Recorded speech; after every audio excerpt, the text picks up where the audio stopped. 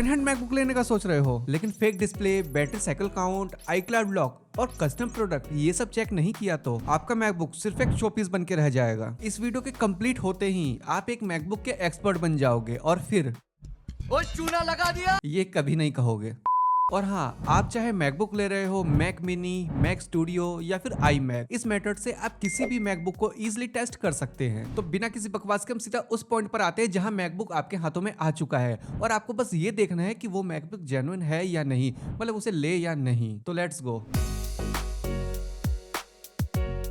देखो, सबसे पहले आपको ये कंफर्म करना है कि मैकबुक का एग्जैक्ट मॉडल और ईयर कौन सा है। इसके लिए आपको मैकबुक ऑन करना है और टॉप लेफ्ट कॉर्नर में इस एप्पल लोगो पर क्लिक करना है, देन अबाउट दिस मैक पर क्लिक करना है एंड यहाँ पर आप मैकबुक का एग्जैक्ट मॉडल देख सकते हैं कि मतलब ऐसा ना हो कि कोई आपको प्रो बोलकर एयर चिपका दे। इसके ठीक नीचे आप इसका एग्जैक्ट ईयर देख सकते हैं। ध्यान रहे, मैकबुक जितना पुराना होगा उसका प्राइस उतना ही कम होगा। जैसे कि 2025 या 2024 का मैक आप 75% के प्राइस पर ले सकते हैं। मतलब कि अगर उसके बिल का अमाउंट 1 लाख है तो आप उसको 70 से 75 हजार रुपए में आराम से खरीद सकते हैं। इसके बाद ये देखना है कि उस मैक में चिप यानी प्रोसेसर कौन सा है। M सीरीज है तो ओके, और अगर इंटेल का प्रोसेसर है तो उसे अवॉइड करना। लेकिन हाँ, अगर कुछ ज्यादा ही सस्ता मिल रहा है तो आप ले सकते हैं। और अगर M सीरीज का चिप है तो ये देखना कि M1 है या M2 है, तो ये थोड़ा सस्ता जाएगा, और M4 या M5 है तो ये थोड़ा सा महंगा जाएगा, क्योंकि M के साथ जितने ही हायर नंबर होंगे वो मैक उतना ही ज्यादा पावरफुल होगा। और अगर आपका बजट अलाउ करता है तो आपको M2 या उससे हायर वर्जन ही लेना है, वो बेस्ट डिसीजन होगा for better performance, good battery life and long OS updates.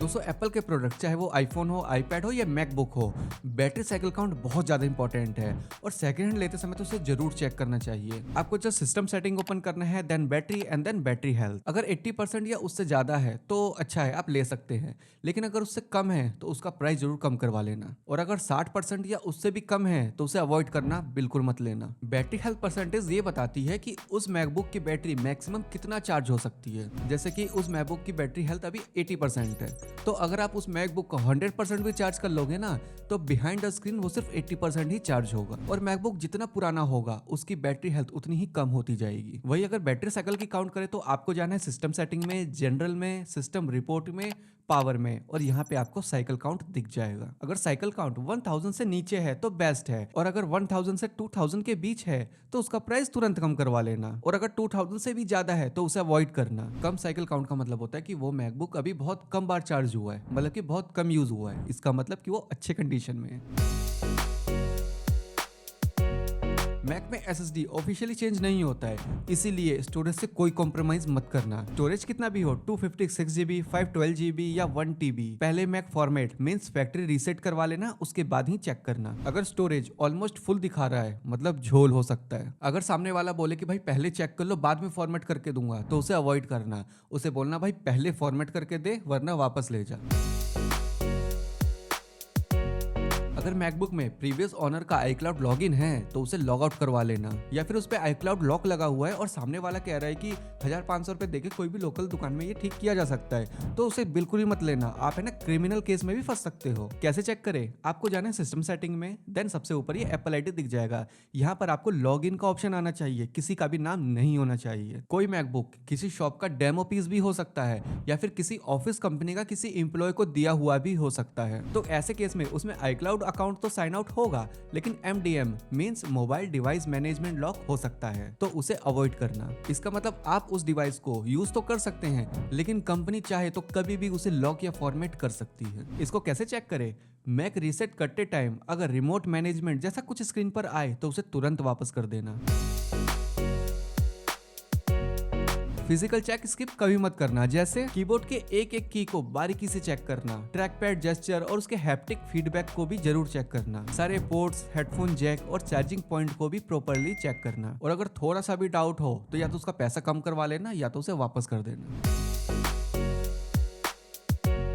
Maximum refurbished यानी सेकंड हैंड मैकबुक में डुप्लीकेट स्क्रीन लगी होती है, क्योंकि कुछ दुकान वाले क्या करते हैं कि जैसे उनके पास कोई डैमेज मैकबुक आता है, मतलब जिसका स्क्रीन टूटा हुआ है, तो वहाँ पे वो ओरिजिनल नहीं लगवाते, उसकी जगह कोई चाइनीज कॉपी लगा देते हैं, मतलब जिसकी क्वालिटी बहुत ज़्यादा खराब होती है, और उस मैकबुक को एकदम टंच बनाकर आपको चेप देते हैं। तो ये जरूर चेक करना स्क्रीन की क्वालिटी ओरिजिनल है या नहीं। अगर थोड़ा सा भी डाउट हो तो उसे तुरंत वापस कर देना। कोई डेड पिक्सल तो नहीं है, इसे आप ब्लैक वॉलपेपर लगाकर चेक कर सकते हैं। अगर स्क्रीन पर कोई भी एक डॉट व्हाइट कलर का हो तो उसे डेड पिक्सल कहते हैं, तो ऐसे केस में मत लेना उसे।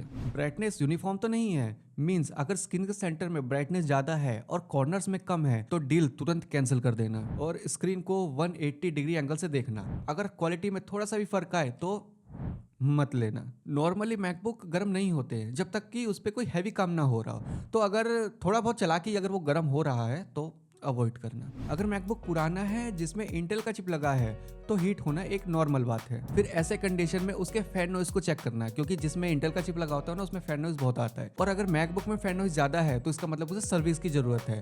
तो या तो उसको लेने से पहले एक बार सर्विस करवा लेना, या तो उसका प्राइस कम कर लेना।